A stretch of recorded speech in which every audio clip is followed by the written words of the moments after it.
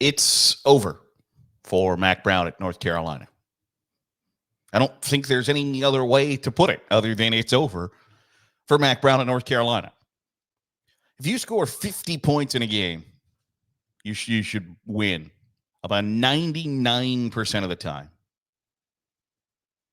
And North Carolina scored 50 on Saturday and got beat handily by James Madison of the Sun Belt. And it wasn't James Madison scored 50 in the first half against North Carolina. And Mack Brown has had a great run. National championship coach at Texas, had a great run at North Carolina before he was at Texas, had a great run at Tulane, had a pretty good run his second go-around in North Carolina, but it's over and it has to be over. If you're a 73-year-old coach, there's already sort of like one eye looking at the door from you and also your fan base, administration, etc. It can be over at any time. And I think it's clear and definitive that it is over for Mack Brown at North Carolina. And there were, there were discussions after the game that he had told the players in the locker room that, you know what, I'm not the guy to lead this program anymore. And then North Carolina didn't let the players talk to the media after the game. Mack Brown was the only one who did so. And then there was a kind of follow-up report of like, that wasn't a resignation from Mack Brown as much as it was a emotional moment at the time that he was frustrated. He wasn't saying he was quitting. If all of those things are true, if you gave up 70 to James Madison, 50 in the first half, you score 50 and lose, you're a 73-year-old head coach who told your players that I'm not the guy to lead your program anymore. If Mack Brown coaches the next game for North Carolina, it is a wasted exercise. It is an exercise in futility. If he's not the future of the program, and I would say it's abundantly clear that he's not the future of the program, I don't know how you just don't say like, hey, you know what, Mack, we're going to let you coach out. No, we're going to let you have an emeritus role in the athletic department. We're going to have you meet with boosters and NIL collective and all of those things. But we're going to give somebody on the staff a chance to finish out the season, see if they're the next person to lead the program, whatever the case may be. I don't know how you move forward. It just, all of those things combined makes it like, okay, appreciate what you've done for the university, appreciate what you've done as a college football coach, but it's time to hit the old dusty trail, pull a Steve Spurrier and give double deuces in the middle of the season and let somebody else do it. Because that's what the situation at this point deserves. I think it's over for Mack Brown. I think it's abundantly clear it's over for Mack Brown. And I don't know how a North Carolina fan could really argue much differently. But he's not the only coach that has some situations this morning, today. Hugh Freeze has a quarterback issue at Auburn. And the one thing that's true with Hugh Freeze is that it's never Hugh Freeze's fault. Hugh Freeze is never the culprit. Hugh Freeze is never the reason why the Auburn Tigers lose or have ever lost a game, or at Liberty or at Ole Miss. It's never Hugh Freeze's fault. It's always somebody else's fault. And in his post-game press conference after Auburn lost to Arkansas, who is terrible, dreadful, should be a 4-8 program, and Auburn lost to Arkansas, he basically said, like, well, we got to find a quarterback who's not going to throw it to the other team. Our quarterbacks got outplayed, yada, yada, yada. It was everybody else's fault but Hugh Freeze's. And one of Hugh Freeze's former quarterbacks had apparently had and seen enough, as Bo Wallace, who was his quarterback at Ole Miss when he had Ole Miss humming. Bo Wallace went to Twitter yesterday and said, we're approaching the point that he's thrown so many quarterbacks under the bus that maybe no one wants to play for him. His offense helped me tremendously put up numbers when I blew my shoulder out, But why is it someone else's fault every time there's a loss? But when there's a win, I watch the press conferences just to count how many times the word I is used. Appreciate what he did for me. My son wouldn't be playing for him, though. I got a story I'll keep in my back pocket forever until it's time. Auburn staffers calling my phone incoming. But that dude has never helped me a day in his life. It was always only about getting a win for him so he could collect his extra 100 racks a win. If y'all knew the medical, basically goes on to say, my shoulder was shot. I'd get shot up every time to get on the field to help Hugh Freeze. But then after he done playing for Hugh Freeze, the relationship's over. He cannot help Hugh Freeze anymore. Therefore, he's dead to Hugh Freeze. And Bo Wallace was complimentary, and that's not the only tweet in the thread from Bo Wallace where he was complimentary. He said, I think he's one of the best play callers in America, but he uses his players. And it's not necessarily a great look when you are in recruiting battles in the heart of the South with Alabama and LSU and Lane Kiffin at Ole Miss and Tennessee and Georgia and Florida, that the head coach at Auburn, one of the most high-profile players to ever play for him, says, I wouldn't let my own son play for that man. It's not a great look, coupled with the fact that every single time you lose, it's not your fault. Not Hugh Freeze's fault. Hugh Freeze not the reason Auburn lost, if you ask Hugh Freeze.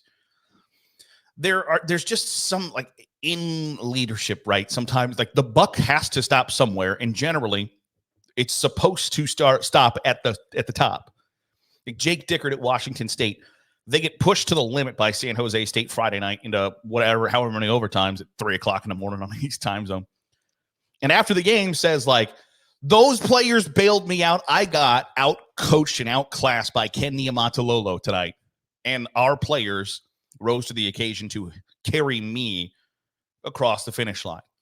And there are a lot of times that coaches take the blame when they don't necessarily deserve it. But Hugh Freeze never takes the blame, ever. It is always everybody else's fault but him. Every time that their quarterback position stinks, it's Peyton Thorne's fault. It's not Hugh Freeze's fault. It's not the guy who brought in all of the quarterbacks, the guy who recruited, signed off, checked the boxes of, yep, we got our guy. No. It's always somebody else's fault. And at some point, people recognize that it's always somebody else's fault, and they're not willing to look past it any longer. And yet,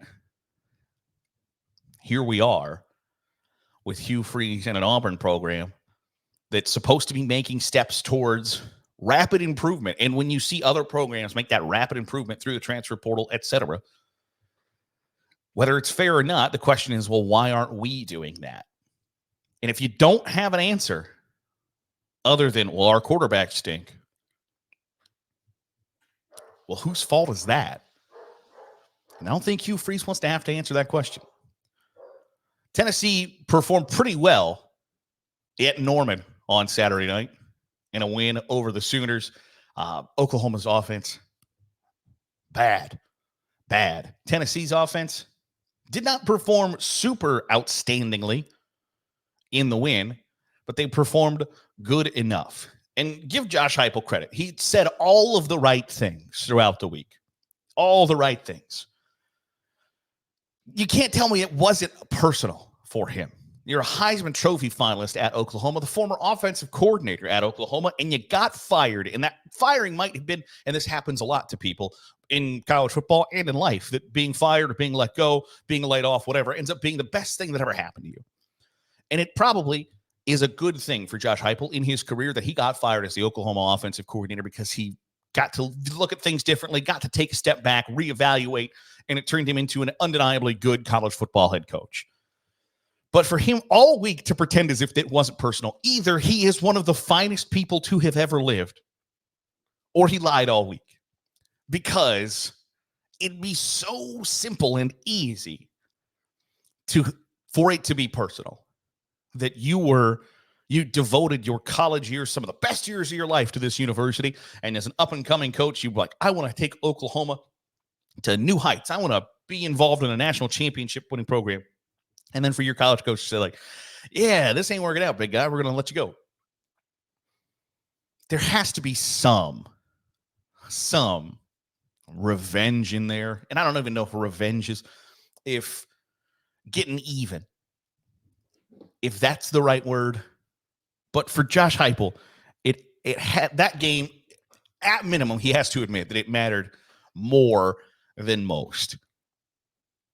But he said all the right things. And kudos to him, because sometimes it's not easy to say all the right things, especially in those situations. And yet, he said the right thing over and over and over again. But I think you can just tell that one meant a little bit more than some others. I think Michigan deserves some credit. They threw for 32 yards against USC and won. They beat a team at home that was just on the fringe of the top 10, and they threw for 32 yards. And obviously that means that there are some changes and some improvement that needs to be made in that aspect of the game. But there's also something to be said for when your opponent knows that you can't throw the football and you do it anyway. That deserves a pat on the back. That you can look at that and go, man, all right, like, it's not pretty, but you know what? A win is a win is a win is a win. And Michigan deserves a ton of credit for pulling out that win. You have to go on a game-winning drive, and you complete a pass, and win against a team just outside the top 10. You deserve some kudos. Now, again, there is plenty of room for improvement on the offensive side of the football. But when you know what you're doing and your opponent knows what you're doing, and you do it anyway, I think you deserve some props. You know what? Let's close today's episode with Utah. How about the Utes? They go on the road, first time in a new conference, in a hostile environment, a game that very well easily could decide the Big 12, with a backup quarterback, and you get a win. Utah, not necessarily real pretty sexy to watch. It's not a hot rod. It's like a Toyota Camry. It's going to get you where you need to go, and it's reliable, but you can't take that thing to the car show and people asking you where a certain type of magnet is on it. They're just good and reliable. Their defense, incredibly good. Their offense, good enough. Good enough. And sometimes good enough is all you need. So Utah now finds themselves in the driver's seat for a conference championship appearance, which means, I think, in year number one, a conference championship appearance more than likely means a college football playoff appearance. And we'll talk about this more, I'm certain, throughout the season. But I have a hard time believing that the College Football Playoff Committee is going to be penalizing teams who make their conference championship. So if you are in the top 12 or top 11, I guess, technically, and you are in your conference championship game, you are in the playoff. Because I can't see the College Football Playoff Committee dropping a team who maybe was number 9 and lose to somebody ranked above them in their conference championship game. And be like, sorry, you don't make the playoff. So if you can make the conference championship game, in a lot of cases in 2024, I think you are looking at a college football playoff berth. And Utah now controls their own destiny in making that conference championship berth and making the college football playoff because of what they did at T. Boone Pickens Stadium. It's a hard place to go to and win. It's your first kind of big-time Big 12 opportunity. And they handled and weathered that storm and got a win. And I think they deserve a lot of credit for that. That'll do it for today's episode of the Daily Huddle. Appreciate you making us a part of your day, however it is, wherever it is you're doing so. If you're watching on YouTube, hit the subscribe button. Make sure you're getting all the great college football content we are pumping out. If you are listening on the podcast feed, drop a 5-star review. It goes a long way in helping out the channel. I'll see you tomorrow for another episode of the Daily Huddle.